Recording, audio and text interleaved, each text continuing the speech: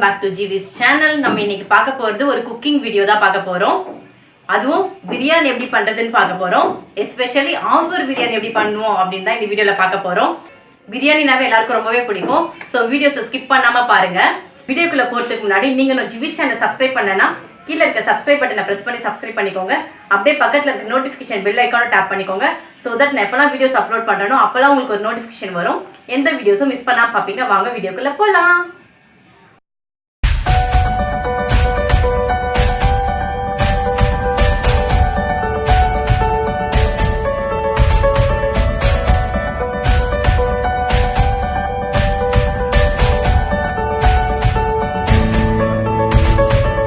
இன்னைக்கு 1 kg chicken பிரியாணிக்கு என்னென்ன வேணும் அப்படின்னு பார்க்கலாம். சீரக சம்பா அரிசி ஊற வச்சிருக்கேன். இது வந்து ½ hour முன்னாடி செய்யறதுக்கு ½ hour முன்னாடி ஊற வச்சிடணும். நெக்ஸ்ட் 1 kg சிக்கன் எடுத்திருக்கேன். இது வந்து மஞ்சள் தூள் உப்புலாம் போட்டு நல்லா வாஷ் பண்ணி வச்சிருக்கேன். இது வந்து அரிசி எவ்வளோ போடுறோமோ அதுக்கேற்ற மாதிரி சிக்கன் போட்டுக்கோங்க, அப்பதான் நல்லா டேஸ்ட் கொடுக்கும். நான் வந்து 1 kg சீரக சம்பா அரிசி 1 kg சிக்கன் எடுத்திருக்கேன். 1:1 ரேஷியோவில். வெங்காயம் ஒரு 6 பெரிய வெங்காயம் கட் பண்ணி வச்சுருக்கேன்.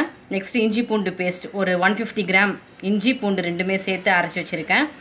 ஒரு பெரிய தக்காளி 5 to 6 பெரிய தக்காளி அரிஞ்சு வச்சுருக்கேன். நெக்ஸ்ட்டு ஒரு 4 பச்சை மிளகா, நீங்கள் முழுசாக போடணுன்னாலும் போட்டுடலாம், இந்த மாதிரி கீரியும் போடலாம். அப்புறம் ஒரு லெமன், பிரிஞ்சி இலை 2, பட்டை லவங்கம் ஒரு 10 லவங்கம் 10 பட்டை, 2 ஸ்பூன் மிளகாய்த்தூள், இது வந்து காஷ்மீரி மிளகாய். நெக்ஸ்ட்டு புதினா எவ்வளோ அதிகமாக போடுறீங்களோ அவ்வளோ நல்லா வாசனையாக இருக்கும். நான் ஒரு கப் எடுத்திருக்கேன். நெக்ஸ்ட்டு கொத்தமல்லியும் நம்ம எவ்வளோக்கு எவ்வளோ போடுறோமோ அவ்வளோ நல்ல ஃப்ளேவர் கொடுக்கும் பிரியாணிக்கு. நான் ஒரு கப் எடுத்திருக்கேன். நெக்ஸ்ட் வந்து கர்ட் வந்து ½ கப் எடுத்திருக்கேன். லாஸ்ட்டாக உப்பு எவ்வளோ வேணுமோ அவ்வளோ எடுத்துக்கோங்க. இப்போ எப்படி செய்யலாம் அப்படின்ற ப்ரொசீஜர் பார்க்கலாம். ஃபர்ஸ்ட் 200 கிராம் ஆயில் ஊற்றிக்கலாம்.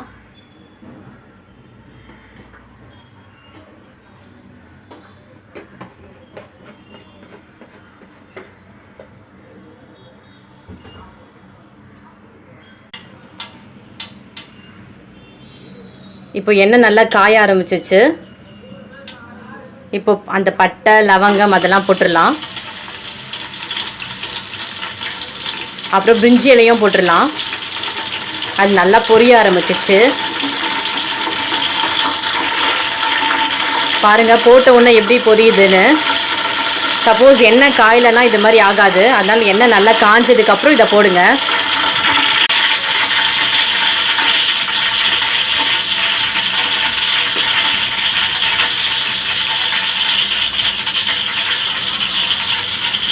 இது நல்லா பொரிஞ்சிடுச்சு. இப்போது நம்ம கட் பண்ணி வச்சுருந்த வெங்காயத்தை ஆட் பண்ணிக்கலாம்.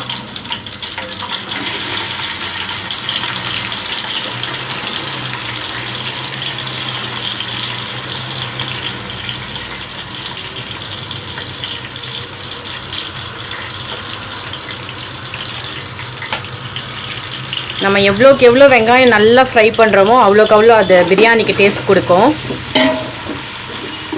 நல்லா ஃப்ரை பண்ண ஆரம்பிக்கலாம். இது நல்லா கோல்டன் ப்ரௌன் வர வரைக்கும் நல்லா ஃப்ரை பண்ணிகிட்டே இருக்கணும்.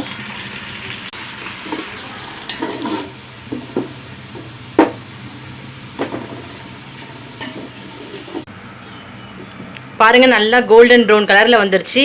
இந்த ஸ்டேஜில் வந்து நம்ம எடுத்து வச்ச 150 கிராம் இஞ்சி பூண்டு பேஸ்ட்டை வந்து ஆட் பண்ணிக்கலாம். இஞ்சி பூண்டு பேஸ்ட் வந்து பச்சை வாசனை போகிற வரைக்கும் நல்லா மிக்ஸ் பண்ணிகிட்டே இருக்கணும்.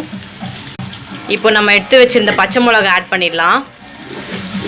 இப்போ நல்லா பச்சை வாசனை போயிடுச்சு. இப்போ இந்த ஸ்டேஜில் நம்ம எடுத்து வச்ச தக்காளி ஆட் பண்ணிடலாம்.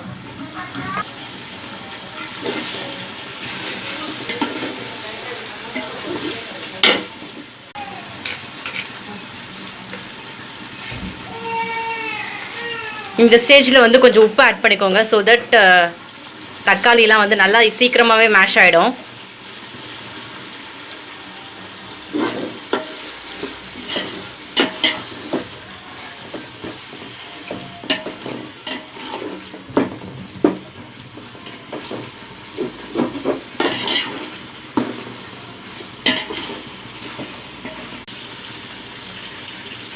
பாருங்கள் தக்காளிலாம் வந்து நல்லா மேஷ் ஆயிடுச்சு. இந்த ஸ்டேஜில் வந்து நம்ம புதினா கொத்தமல்லி கொஞ்சம் ஆட் பண்ணிடலாம். புதினா ஆட் பண்ணிட்டேன். நெக்ஸ்ட்டு கொத்தமல்லி,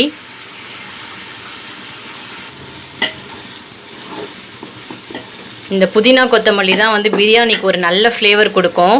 எடுத்து வச்சுருந்த லெமனை வந்து இப்போது நல்லா ஸ்க்வீஸ் பண்ணிக்கலாம். அப்புறம் எடுத்து வச்சுருந்த கர்ட் ஆட் பண்ணிக்கலாம். 1/2 கப் கர்ட் நல்லா மிக்ஸ் பண்ணி விட்டுக்கோங்க.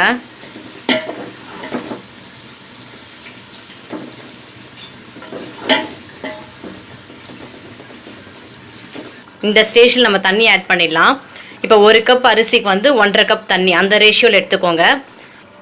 இப்போ நான் எடுத்து வச்சுருந்த அரிசி வந்து 5 கப் வந்துச்சு. ஸோ நான் 7.5 கப் தண்ணி ஆட் பண்ண போகிறேன். இப்போ தண்ணி ஆட் பண்ணிட்டோம். இந்த தண்ணி நல்லா கொதிக்கிற வரைக்கும் நம்ம மூடி வச்சிடணும். இப்போ நல்லா கொதிக்க ஆரம்பிச்சிச்சு. இந்த ஸ்டேஜில் வந்து உப்புலாம் இருக்கான்னு கூட செக் பண்ணி பார்த்துக்கோங்க. உப்பு காரம்லாம் கரெக்டாக இருக்கான்னு. சப்போஸ் உப்பு கம்மியாக இருந்தால் ஆட் பண்ணிக்கோங்க. காரம் கம்மியாக இருந்தாலும் மிளகாத்தூள் இந்த ஸ்டேஜில் ஆட் பண்ணிக்கலாம். இப்போ இந்த ஸ்டேஜில் நல்லா கொதிச்சிச்சு. ஸோ இந்த ஸ்டேஜில் அரிசி ஆட் பண்ணிக்கலாம்.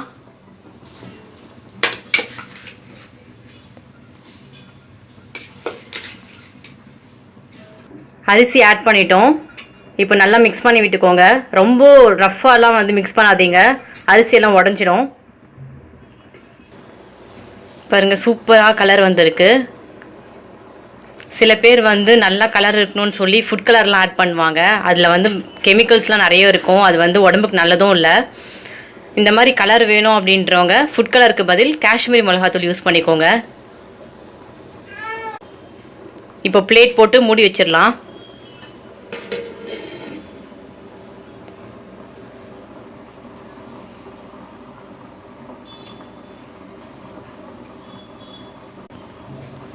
இது ஒரு 15 மினிட்ஸ் கழித்து எடுத்து திரும்பவும் கலக்கி விட்டுக்கணும், இல்லாட்டி அடி பிடிச்சிக்கும். நல்லா மிக்ஸ் பண்ணியாச்சு. இப்போ பிளேட் போட்டு மூடி வச்சிடலாம். திரும்ப 15 மினிட்ஸ் கழித்து திரும்பவும் ஓப்பன் பண்ணலாம். எப்படி இருக்குன்னு பார்க்கலாம். இப்போ 15 மினிட்ஸ் ஆயிடுச்சு. ஓப்பன் பண்ணி பார்க்கலாம் எப்படி இருக்குன்னு. பாருங்கள் கொஞ்சம் நல்லாவே குக் ஆகிடுச்சு.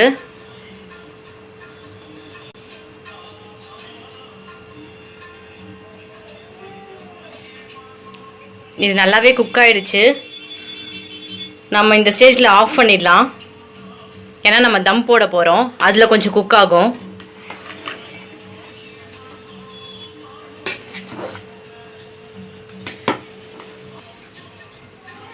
இப்போ தம் கட்டுறதுக்காக ஒரு பவுலில் தண்ணி எடுத்துக்கிறேன். கொஞ்சமாக தண்ணி வந்து ஹீட் பண்ணிக்கலாம். கொஞ்சமாக அந்த கிண்ணத்தில் தண்ணி எடுத்து அதுவும் அந்த பிளேட் மேலே வச்சு நல்லா தம் கட்டிட்டோம். இப்போ 5 மினிட்ஸ் கழித்து எடுத்தோன்னா பிரியாணி ரெடி ஆகிடும். 5 மினிட்ஸ் கழித்து வந்து பார்க்கலாம் எப்படி இருக்குன்னு. தம் போட்டு 5 மினிட்ஸ் ஆயிடுச்சு. இப்போ எப்படி இருக்குன்னு பார்க்கலாம். இந்த பிளேட்டில் தண்ணி இருக்கும், ஸோ பார்த்து எடுக்கணும். பார்த்து மெதுவாக எடுத்துக்கோ.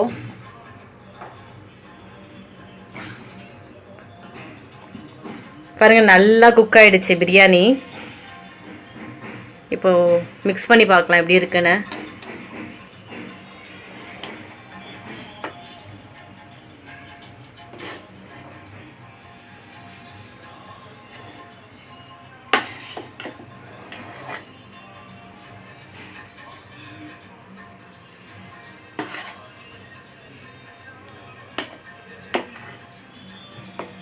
மொத்தமாகவே ஒரு 1 hour தான் ஆகும் பிரியாணி செய்யறதுக்கு. அவ்வளோதாங்க பிரியாணி. அவ்வளோ ஈஸியாக செஞ்சிடலாம் பிரியாணி. இது தாங்க ஆம்பூர் பிரியாணி. ஹோப் இந்த வீடியோ உங்களுக்கு பிடிச்சிருக்கும்னு நினைக்கிறேன். நெக்ஸ்ட் ஒரு யூஸ்ஃபுல்லான வீடியோட உங்களை பார்க்குறேன். Until then bye bye from Ilakkiya. Thank you.